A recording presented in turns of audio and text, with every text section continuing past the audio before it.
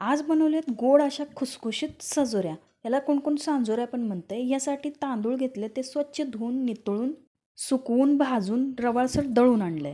या पिठात जायफळ वेलदोड्याची पूड घातली आणि त्यातच गुळाचं करून पाणी घातले आणि हे चांगलं मळून घेतले. हे 2-3 तासासाठी तसंच ठेवले. दुसरीकडे एका परातीत मैदा, थोडासा रवा, थोडं तेल आणि मीठ घालून हे चांगलं चोळून थोडं पाणी घालून मळून घेतलं. हे अर्धा तासासाठी तसंच झाकून ठेवले आणि नंतर ह्याचे गोळे करून त्यात पुरण भरतो तसं हे सारण भरून घेतलं. हे सारण त्या गोळ्यात दाबून भरून सगळीकडनं मिटवून घ्यायचं आणि थोडंसं पीठ लावून हळूहळू लाटून घ्यायचं. जरा जाडसरच ही पुरी ठेवायची. गॅसवरचं तेल चांगलं तापलं की त्यात मग या सजोऱ्यात सोडून द्यायच्या. या सजोऱ्या मध्यम गॅसवर चांगल्या तळून घ्यायच्या. आलटीपलटी करून ह्या सजोऱ्या सगळ्या तळून घ्यायच्या. आता इथं माझ्या सगळ्या सजोऱ्या तळून झालेल्या आहेत. इथं तयार झाल्यात गोड खुसखुशीताच्या सजोऱ्या किंवा सांजोऱ्या.